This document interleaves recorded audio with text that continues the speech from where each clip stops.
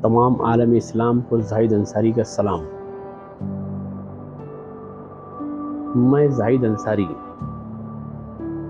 जो आली जनाब शिवसेना प्रमुख उद्धव ठाकरे जी के घर के सामने जो मुस्लिम समाज के लोगों ने उत्पात मचाया और अवैसी साहब ने जो भड़काऊ भाषण दे दिया, तो मैं तो आप लोगों की जज्बात की कद्र करता हूँ कि आप लोग जो है एक अच्छे काम के लिए इस तरीके की हरकतें किए, लेकिन जो हरकतें अवैसी साहब ने किया और आपने किया उसकी कड़ी निंदा भी करता हूँ। वो नहीं करना चाहिए था, क्योंकि सियासत के आखिरी फंदे में लिखा है कि सियासत हरामखोरों का आखिरी पड़ाव है। और सियासत है ना, शतरंज से बहुत भयानक चीज़ है। बहुत सारी चीज़ें जो है ना पैशन से काम करनी पड़ती हैं, बहुत सारी चीज़ें जो है बोली नहीं जाती, लेकिन आप लोगों ने जो हरकतें की, उस हरकतों से अनजाने में जालिम का बहुत बड़ा फ़ायदा हो गया। शॉर्टकट में मुसलमानों में एक चीज़ आपको समझाना चाहता हूँ, मिस्टर अवैसी को भी समझाना चाहता हूँ।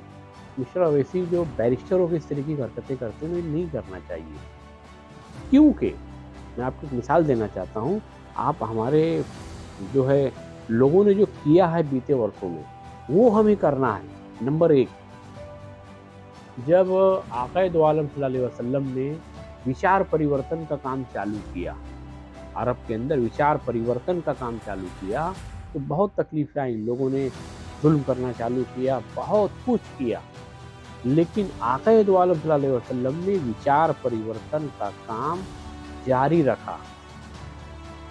तो हुआ ये कि एक मर्तबा पूरे अरब के जो सरदार हैं, जो उस समय गवर्नमेंट चलाते थे, वो उनके चचा अबू तालिब के घर पे गए।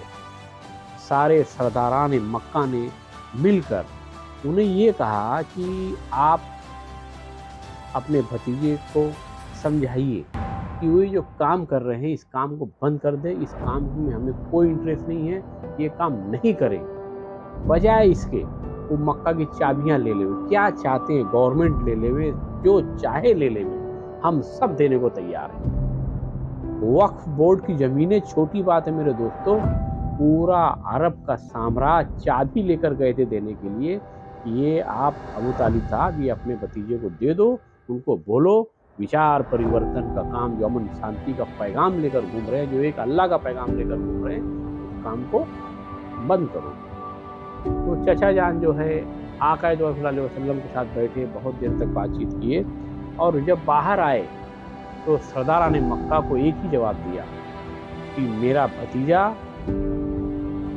उसने जो कहा है वो अल्फाज हैं कि एक हाथ में चांद और दूसरे हाथ में सूरज रख दो, तब भी मैं इस अमन शांति के काम को, इस विचार परिवर्तन के काम को मैं बंद नहीं करूंगा।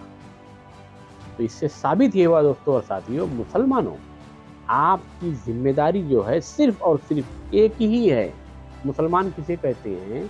जो ज़्यादा तादाद में जहन्नम के रास्ते पे जो लोग जा रहे हैं, जो गलत काम कर रहे हैं, जो जालिम है, जो जालिमों वाली हरकतें करते हैं, जिसकी वजह से सीधे वो जहन्नम में, नर्क में जा रहे हैं, ऐसे लोगों को उस रास्ते से निकाल कर जन्नत के रास्ते पे, अमन शांति और पैगाम और अच्छे रास्ते पर, मजलूमों के रास्ते पर, जहाँ पर जन्नत स्वर्ग का इनाम मिलने वाला है, उस रास्ते पर आपको ले जाने की जिम्मेदारी है, जिसे अहदन सिरातल मुस्तकीम कहते हैं।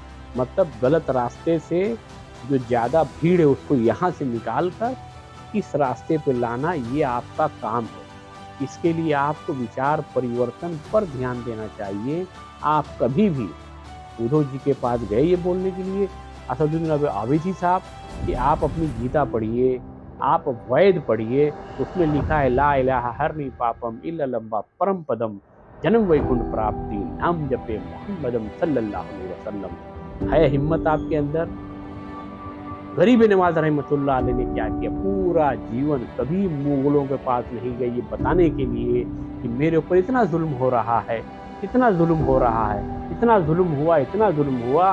उसके बावजूद भी जब गियासुद्दीन गौरी ने आक्रमण किया और जो है हिंदू राजा को मार दिया और तख्त हथियाने की कोशिश किया, तब भी गरीब नवाज रहमतुल्लाह अलैह ने आप लोगों की तरह उत्पात नहीं मचाया। उन्होंने अपने हुजरे में बुलाया, यासीन गौरी को समझाया कि मेरे दोस्त, मेरे अजीज, तुमने जो राजा को मारा वो ठीक नहीं किया। आप जो है इस शहर के अंदर लूटपाट मत करो, उत्पात मत मचाओ। अभी जिस राजा का लड़का वो यहाँ पर जिंदा है, उसको तख्त पर बैठाओ और तुम वापस जाओ। आप यकीन मानिए, यासिन गौरी गरीब नवाज रहमतुल्लाह अलैह से काफ़ी प्रभावित था।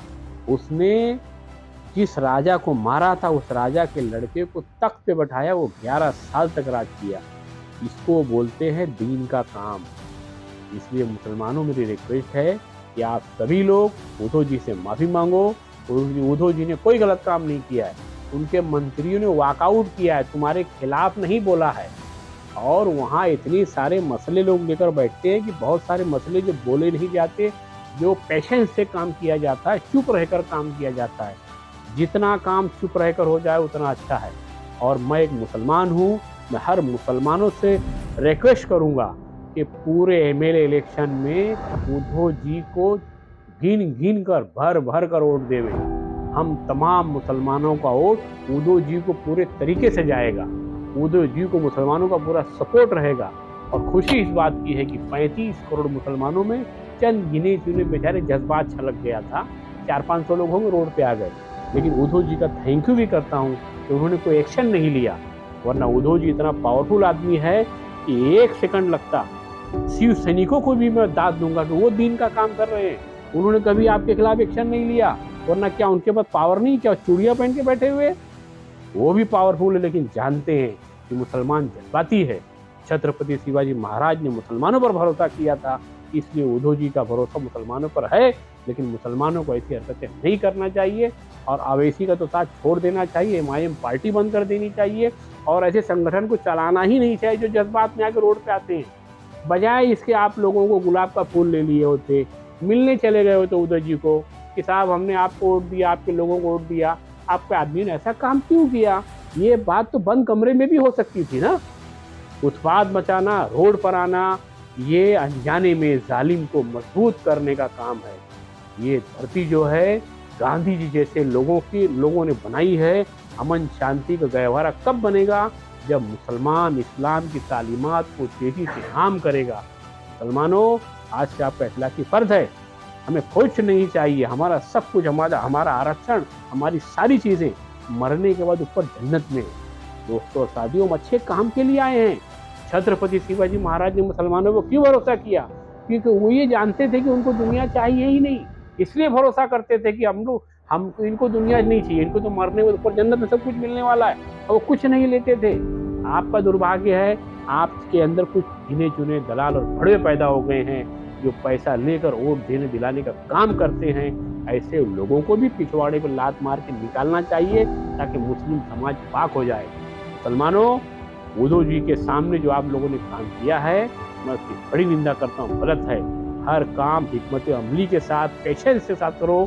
नहीं समझ में आता है तो गरीब नवाज रहमतुल्लाह ने अपने हाथों से किताब लिखी है, उसको पढ़ो और उस अवैसी नाम के आदमी को ले आके दे दो, वो पढ़े।